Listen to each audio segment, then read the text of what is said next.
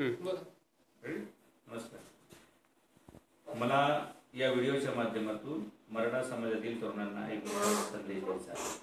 1980 पासून मराठा समाजाच्या तरुणांच्या नोकरी आणि आरक्षण आणि शिक्षणाचा भयानक प्रश्न समोर आलेला आहे. 1980 पासून या महाराष्ट्रामध्ये मराठ्यांचेच मुख्यमंत्री, मराठ्यांचे उपमुख्यमंत्री आणि राज्यकारणामध्ये सर्वस्व वर्चस्व मराठ्यांचंच राहिलेलं आहे. असं असून सुद्धा मराठ्यांचा जर एवढा मोठा प्रश्न तयार झाला असेल तर याचा अर्थ नक्कीच असा आहे की राज्यकर्त्यांनी हा विषय गांभीर्याने घेतला नाही आणि मराठा समाजातील लोकांनी सुद्धा या विषयाला आपण स्वतः सोडवलं पाहिजे असं प्राधान्य न दिल्यामुळे, दुसऱ्यावर अवलंबून राहिल्यामुळे आज ही परिस्थिती ओढवलेली आहे.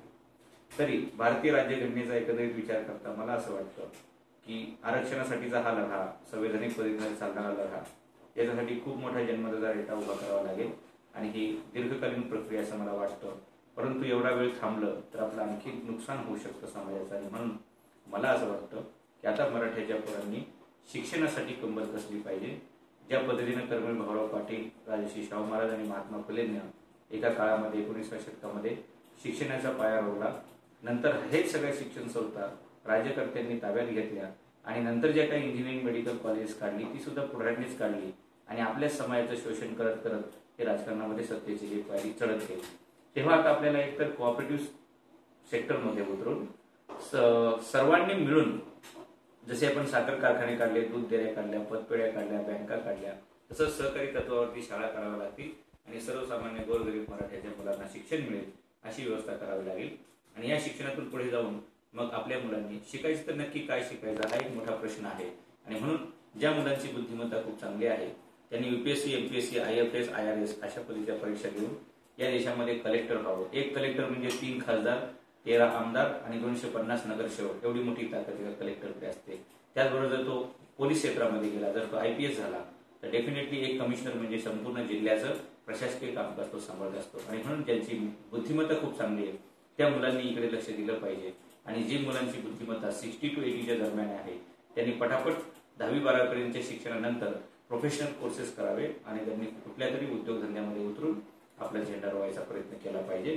आणि ज्यांना शिक्षणामध्ये गती नाही अशी मुलं जी 8वी 9वी नापास होऊ शकतील अशा मुलांनी ताबडतोब स्वयंरोजगाराचं कौशल्य आत्मसात करून स्वतःसाठीचा रोजगार उभा करावा. या 3 मार्गाने जर आम्ही गेलो पुढच्या 30 वर्षामध्ये आम्ही महाराष्ट्रच नव्हे, भारत नव्हे तर जगावर सुद्धा राज्य करू शकतो. आणि म्हणून हा संदेश मराठ्यांच्या मुलांनी अत्यंत गांभीर्याने घेऊन राजकारणी आणि राजकारण या दोघांचा नाद सोडून स्वतःच्या उद्धारासाठी स्वतःच कंबर कसली पाहिजे. आणि म्हणून वाचन, चिंतन, मनन हे करत गेलं पाहिजे. आणि आज प्रश्न काय, त्याचं उत्तर काय, ह्याचा स्वतः शोध घेऊन त्याचं उत्तर शोधलं पाहिजे. आमची समस्या दुसऱ्यांच्या हातून सुटणार नाही. आमचा प्रश्न आम्हाला सोडावा लागेल आणि आपला लढा हा कुठल्याही जातीच्या विरुद्ध नसणार आहे. आपली स्पर्धा ही दलित समाजाशी नाही, आपली स्पर्धा ही OBC समाजाशी नाही, आपली स्पर्धा ही आपल्याच लोकांशी असणार आहे. कारण आपल्या शोषणाला, आपल्या या अधोगतीला जबाबदार आपलेच लोक आहेत. आणि म्हणून आपण आता शिक्षण, स्वावलंबी शिक्षण, स्वयंरोजगार आणि स्पर्धा परीक्षा याच्यातून पुढे सरकून नोकऱ्या निर्माण केल्या पाहिजेत किंवा उच्च पदाच्या नोकऱ्या आपण पटकावल्या पाहिजेत. एक काळामध्ये नोकऱ्या देणारे हात आज जर नोकऱ्या मागत असतील तर याचा अर्थ स्पष्ट आहे, आम्हाला कोणी खरे शिवाजी महाराज सांगितले नाही आणि आम्ही ते समजून घेण्याचा प्रयत्न केला नाही. 12 वर्षाचे असताना शिवाजी महाराजांनी स्वराज्य सुरू केलं. 1200 मुलांपासून सुरू झालेलं स्वराज्य 3 लाख लोकांना हाताला काम देऊन गेलं आणि 36,000 रुपयातून सुरू झालेलं स्वराज्य 3,48,000 कोटी रुपयाचं उत्पन्न देऊन गेलं. इंग्रज, फ्रेंच, पोर्तुगीज, डच या सगळ्यांबरोबर स्पर्धा करून शिवाजी महाराजांनी या स्वराज्याचं स्वप्न पूर्ण केलं. मग त्याच शिवाजी महाराजांचा वारसा तुम्ही सांगत असताल तर शिवाजी महाराजांसारखं शौर्य, पराक्रम हे तयार करण्यासाठी तुम्ही मागे का आहात. आणि म्हणून तो इतिहास व्यवस्थित समजून घ्या आणि त्याप्रमाणे पराक्रम करा. छत्रपती शिवाजी महाराज हे आरक्षणातून छत्रपती झालेले नाही, राजर्षी शाहू महाराज आरक्षणातून राजर्षी झालेले नाही, डॉक्टर बाबासाहेब आंबेडकर त्यांनी 26 डिग्र्या घेतल्या त्या आरक्षणातून घेतलेल्या नाहीत, महात्मा फुले महात्मा झाले त्या आरक्षणातून झालेले नाहीत. ही सर्व महामानव आपापल्या कर्तृत्वाने आणि गुणगौरवाने पुढे गेलेले आहेत. आज भारतामध्ये सुद्धा 3% जैन लोक, त्यांच्याकडे 80% या देशाची संपत्ती आहे, ती सुद्धा उद्योगधंद्याच्या बळावरती आहे. आज या देशातली खूप मोठी संपत्ती सुद्धा 3% असणाऱ्या शीख लोकांच्या हातामध्ये आहे. आज गुजराती समाजाचे अमेरिकेमध्ये मोठमोठे टावर्स उभे आहेत, शीख लोकांचे कॅनडामध्ये मोठमोठे हॉटेल्स आणि उद्योगधंदे उभे आहेत. तसंच मराठी पोरांनी सुद्धा शिक्षणाच्या बळावरती आता युरोप असेल, ऑस्ट्रेलिया असेल, इंग्लंड असेल, आखाती देश असतील, असं अनेक ठिकाणी जाऊन आपले उद्योगधंदे उभे केले पाहिजेत. आता तुम्ही गाव सोडा, आपला तालुका सोडा आणि जग हेच गाव आहे समजून सगळ्या ठिकाणी भ्रमंती करा, उद्योगधंद्यांमध्ये उतरा. जगाचा नकाशा बदलायचा असेल तर तुम्हाला जग फिरल्याशिवाय पर्याय नाही. आणि म्हणून आता गावकी भावकी अशी ही छटछूट राजकारण सोडा आणि विकासाच्या दिशेने पुढे जा.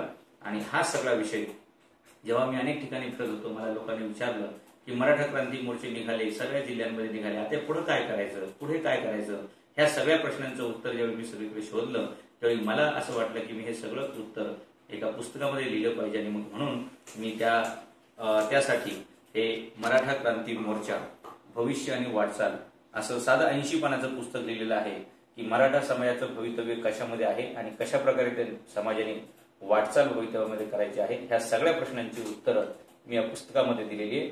मी मराठा समाजातील सर्व तरुणांना विनंती करतो की आपण हेच पुस्तक सर्वांनी वाचावं. गावागावात, चौकात चौकात आणि प्रत्येक घराघरात त्या पुस्तकाचं वाचन झालं पाहिजे. आणि पुढील 30 वर्ष या पुस्तकात मी सांगितलेल्याप्रमाणे आपण वाटचाल करू शकलो तर महाराष्ट्र नव्हे, भारत नव्हे तर जगावर मराठ्यांचा झेंडा फडकल्याशिवाय राहणार नाही, ही मला खात्री वाटते. आणि म्हणून मराठ्यांच्या पोरांनो, आता तुम्ही ह्याचा झेंडा, त्याचा दांडा, हे सगळे कार्यक्रम गुंडाळा आणि स्वतःचं मनन चिंतन करा आणि स्वतःची बुद्धी स्वतःसाठी वापरा. दुसऱ्याच्या बुद्धीनं चालणं बंद करा आणि स्वतःचा विकास, स्वतःच्या कुटुंबाचा विकास, या राष्ट्राचा विकास याचा एकच मार्ग आहे आणि तो म्हणजे तुम्ही उद्योजक झालं पाहिजे. आता बस झालं देशाच्या रक्षणासाठी मरणं आणि शेतीमध्ये मरणं. जर तुम्ही उद्योजक झाले तर देशाच्या संरक्षणाला पैसे सुद्धा पुरवू शकता आणि तुम्ही उद्योजक झाले तर शेतकऱ्याच्या मालाला हमी भाव सुद्धा मिळवून देऊ शकता. आणि म्हणून शेतकरी वाचवायचा असेल आणि सीमेवरचं मरणारं सैन्य सुद्धा वाचवायचं असेल तर तुम्हाला उद्योगधंद्यातून पुढे जाण्याशिवाय पर्याय नाही. आणि म्हणून मला या व्हिडिओच्या शेवटी असं सांगावं वाटतं की उठ मराठ्या जागा हो आणि उद्योगधंद्यातून राजा हो. जग तुझी वाट बघते, जग जिंकण्याची तू आता तयारी कर आणि स्वतःचं मनन चिंतन अभ्यास कर, वाचनाची सवय ठेव, चिंतन मंथन कर. डेफिनेटली जगावरती आपण झेंडा राहू शकतो आणि शिवाजी महाराजांचं स्वप्न पूर्ण करू शकतो. जय हिंद, जय महाराष्ट्र.